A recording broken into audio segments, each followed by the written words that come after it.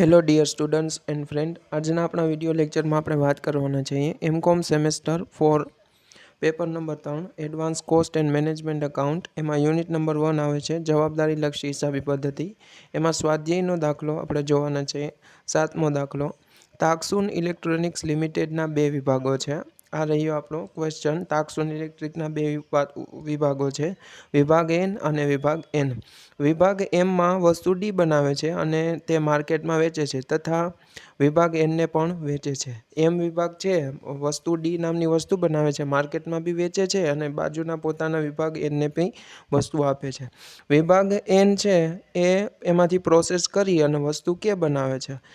હવે આગળ કીધું છે ક્વેશ્ચન, હવે ચાલુ થાય છે. વિભાગ એમ દ્વારા રજૂ થયેલી ફેરબદલી કિંમત અંગે નારાજગી દર્શાવતા વિભાગ એનના મેનેજર આ કિંમત ઘણી ઊંચી હોવાનું જણાવે છે. હવે એમ છે એને માલ આપે છે પણ કેવી, તો કે એને ઊંચી કિંમત લાગે છે એને, તો નારાજગી દર્શાવે છે. વિભાગ એનના મેનેજર અંગે તમારો અભિપ્રાય જણાવવા માંગે છે અને તે મુજબ નીચેની માહિતી પૂરી પાડે છે. વિભાગ એમ બહારનાને મીન્સ કે માર્કેટમાં, બજારમાં. વિભાગ એમ બહારનાને 60,000 યુનિટ વેચે છે અને વિભાગ એનને 15,000 યુનિટ પૂરા પાડે છે. એટલે વિકલ્પ નંબર 1ની અહીંયા શરૂઆત થાય છે.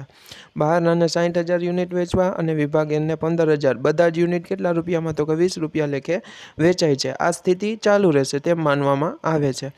તો ચલિત ખર્ચ થાય છે એકમ દીઠ 12 રૂપિયા અને સ્થિર ખર્ચ કુલ રૂપિયા આપેલો છે 3 લાખ. આ એક વિકલ્પ થઈ ગયો. આ એક વિકલ્પનું આપણે નફાકારકતાનું પત્રક બનાવવાનું રહેશે. ત્યારબાદ વિકલ્પ બી ચાલુ થાય છે. બીજો વિકલ્પ, વિભાગ એમના મેનેજર અંદાજે છે કે વિભાગ એનના મેનેજરની 18 કિંમત ફેરબદલી છે. પહેલાં આપણે 20 રૂપિયામાં આપણે યુનિટ આપતા વિકલ્પ એકમાં, હવે શું તો કે 18ની ફેરબદલી કિંમતમાં કે ને, તો કે વિભાગ એનને માલ પૂરો પાડવો ફેરબદલી કિંમતે. આ વિકલ્પ નંબર થઈ ગયો બી.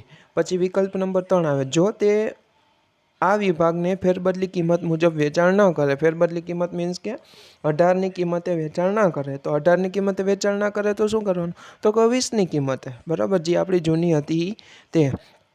તો વિભાગ એમનો સ્થિર ખર્ચ, તો આ પરિસ્થિતિમાં શું, આ ત્રીજા વિકલ્પ થઈ ગયો. આ ત્રીજા વિકલ્પની અંદર શું પરિસ્થિતિમાં ફેરફાર થશે, તો કે એકમ દીઠ કિંમત છે એ 20 રૂપિયા જ રહેશે, બરાબર, વિભાગ એનને જે ટ્રાન્સફર કરવાની ફેરબદલ. અને એમાં સ્થિર ખર્ચમાં 45,000નો વધારો થશે. તેની સામે 2,62,500ની મિલકતો દૂર થશે. મિલકત તમને આગળ છેલ્લે આપેલી છે ક્વેશ્ચનમાં. એ મિલકતમાં ઘટાડો થશે, દૂર થશે એટલે ઘટશે. વિભાગ એમના મેનેજરનો મિલકતનું વેચાણ કાર્ય ઉપર કોઈ અંકુશ છે, કોઈ અધિકાર અંકુશનો નથી. તેથી પ્રાથમિક રીતે તેના વળતરની દરની સ્થિતિએ જુએ છે. ગણતરી વખતે અભિપ્રાય દર્શાવો કે શું વિભાગ એનના મેનેજરે 27ની ફેરબદલી કિંમત સ્વીકારવી જોઈએ. અને બીજો વિકલ્પ, બીજો પ્રશ્ન શું પૂછ્યો છે તમને, વિભાગ એમ દ્વારા કયો લઘુત્તમ ભાવ સ્વીકારવો જોઈએ. 27ના કિંમત ફેરબદલી કિંમતના આધારે તમારે શું, તો કે લઘુત્તમ ભાવ નક્કી કરવાનો છે.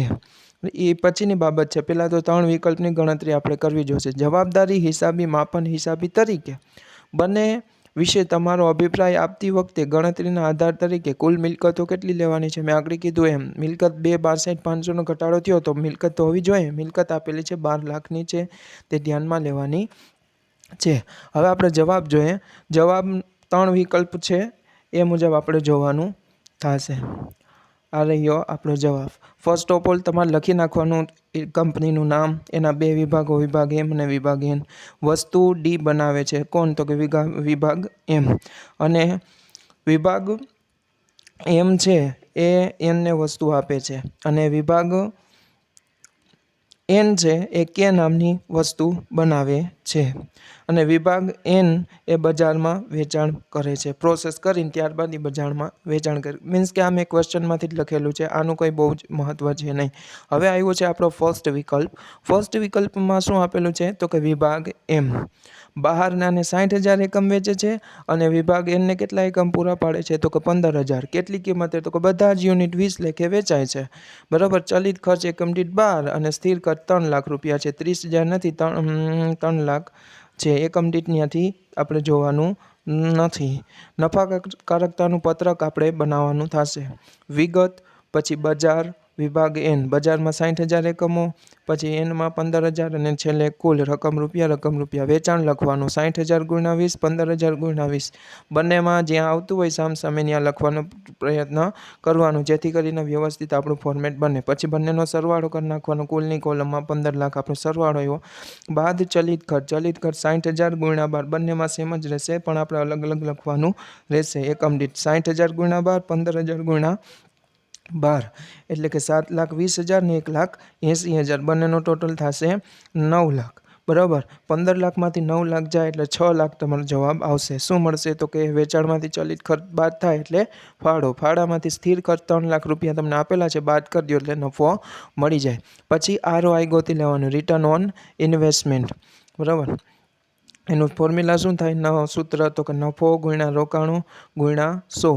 રોકાણ પર વળતરનો દર. બરાબર. ગુજરાતીમાં 3 લાખ આપણે નફો આવ્યો, 12 લાખની આપણી મિલકતો છે. બરાબર. રોકાણ, મિલકત, મૂડી જે કયો હોય. બરાબર. તમે ત્રણેય લખી શકો. 12 લાખ તમને છેલ્લે લાસ્ટમાં આપેલા હતા ક્વેશ્ચનમાં, સેટ મિલકતો ગુણ્યા 100 એટલે 25% વળતરનો દર થશે. બરાબર. આ રીતના પહેલું આપણું ફોર્મેટ તૈયાર થઈ જશે. ત્યારબાદ આપણે કરવાનું છે બીજા નંબરનું પત્રક. બીજા નંબરના વિકલ્પમાં શું હતું કે વિભાગ એનને કઈ કિંમતે ફેરબદલી? તો કે 18ની ફેરબદલી કિંમતે માલ પૂરો પાડવો. બરાબર. તો બજારમાં તો આપણે 20 રૂપિયા લેખે જ દેવાનું છે અને બહારનાને કેટલા રૂપિયા લેખે? તો કે 18 લેખે આપણે દેવાનું છે. તો કે વેચાણ વિભાગ એનને પહેલાં કેટલા? તો કે 15,000 યુનિટ. બરાબર. અહીંયા મારી લખવામાં મિસ્ટેક થઈ ગઈ છે. બરાબર. યુનિટ ઉપરની સાઈડને રાઉન્ડ કર્યા છે. વિભાગ એનમાં 15 આવે અને વાં 60 આવશે. એ થોડુંક ધ્યાન રાખજો. વેચાણ વિભાગ એનને કેટલું? તો 15,000. કઈ કિંમત? તો કે 18. બરાબર. એટલે 2,70,000ની આવશે અને બહારનાને કેટલા? તો કે માર્કેટમાં 60,000, બજારમાં ગુણ્યા 20 એટલે 2 6 12 એટલે 12 લાખની આપણે લખી નાખ્યા. પછી ચલિત ખર્ચ બંનેના સેમ જ છે પણ આપણે અલગ અલગ લખવાના. બરાબર. જેથી કરીને વ્યવસ્થિત થાય. આ રીતના બી તમે બનાવી શકો ને આગળ મેં બનાવેલું હતું એ થોડુંક લાંબુ થાય ને આ રીતના બનાવો તો તમારું વ્યવસ્થિત ઝડપથી લખવામાં સરળતા રહીને સ્પીડમાં તમારે લખાઈ જાય, જવાબ આપી શકો. ફાળો બંને એકનો આવ્યો છે 90,000 ને એકનો આવ્યો છે 4,80,000. બંનેનો સરવાળો કરી નાખવાનો. સરવાળામાંથી સ્થિર ખર્ચા હજી 3 લાખ રૂપિયા આપેલા છે એ બાદ કરો એટલે 2,70,000 તમારો નફો આવે. 2 લાખ. પછી ROI ગોતી લેવાનું, રોકાણ પર વળતરનો દર. 270 ગુણ્યા 100 ભાગ્યા 12 લાખ. મિલકત જે આપેલી છે 22.50 મીન્સ કે 5% આપણું ROI આવશે. પછી આવ્યો તો વિકલ્પ નંબર 3. ક્વેશ્ચનમાં મેં તમને કીધું હતું વિકલ્પ નંબર 3માં શું? તો કે ફેરબદલી કિંમતે વેચાણ ન કરે. ફેરબદલી કિંમત એટલે 18ની કિંમતે માલ ના આપે તો કઈ કિંમતે આપવાનું રહી? તો કે 20ની કિંમતે આપવાનું રહી. બરાબર. સોરી, 20ની કિંમતે આપવાનો ના રહી.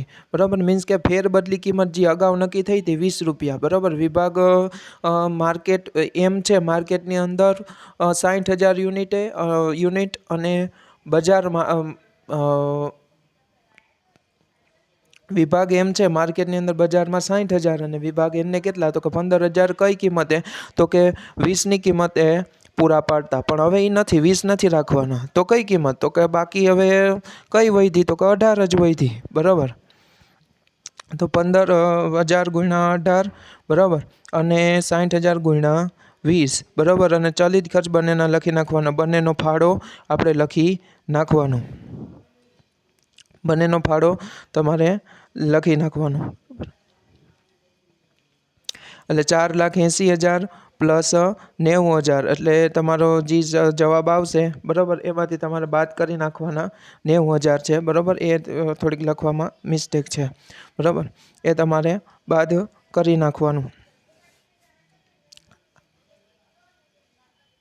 90,000 ઉપર જે હતી એ જ પરિસ્થિતિ છે પણ આ પરિસ્થિતિમાં શું ફેરફાર થશે? તો કે આ પરિસ્થિતિ આપણે અપનાવશું. બરાબર. તો એમાં સ્થિર ખર્ચામાં વધારો થશે. ઉપર જે હતું એ જ લખાણ અહીંયા છે, બીજું કંઈ ફેરફાર છે નહીં. 20ની કિંમત છે વેચાણ ફેરબદલી કિંમતે વેચાણ ન કરે તો આમાં કીધું છે વિભાગ એને વેચાણ ફેરબદલી કિંમતે ન કરે તો 20 હતા તો હવે કઈ કિંમત વધી? તો કે 18 વધી તો 18 કરો. બરાબર. આ રીતના આપણે કરવાનું થશે. બરાબર. એટલે સ્થિર ખર્ચ હતા 3,45,000નો વધારો એટલે 2,25,000 અહીંયા આપણો જવાબ મળશે. બરાબર, 2,25,000.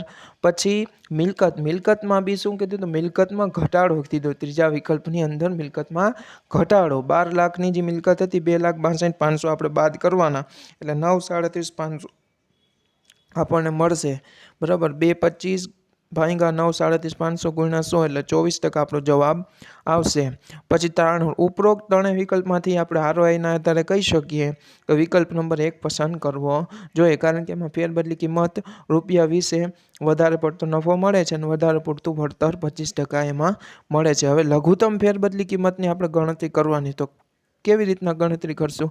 તો કે લઘુત્તમ ફેરબદલી કિંમતની ગણતરી કરવી હોય તો પહેલાં ઓરિજિનલ વિકલ્પ લેવાનો. ઓરિજિનલ એટલે આપણો ₹20 હતો ને એમાં જે વળતર મળ્યું હોય ને, ROI મળ્યો તો આપણે 25% અને વિકલ્પ નંબર 1 લેવાનો.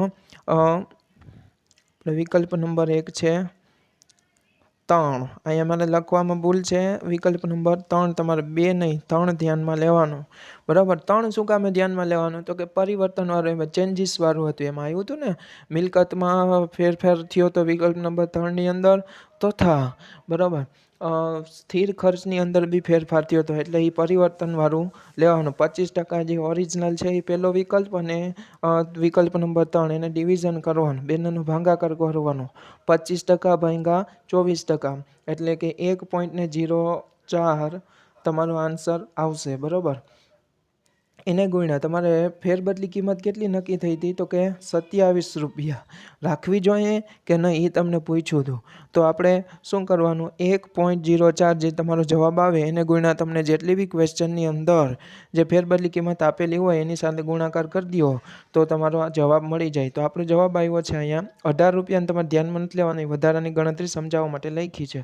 27 હોય તમને ક્વેશ્ચનમાં આપેલા છે તો આવી રીતના કરવાનું. 1.4 ગુણ્યા 27 એટલે 28.13 તમારો જવાબ આવશે. એની આસપાસ આવે, પોઈન્ટમાં આજુબાજુ ફેરફાર આવે તો બી ચાલે.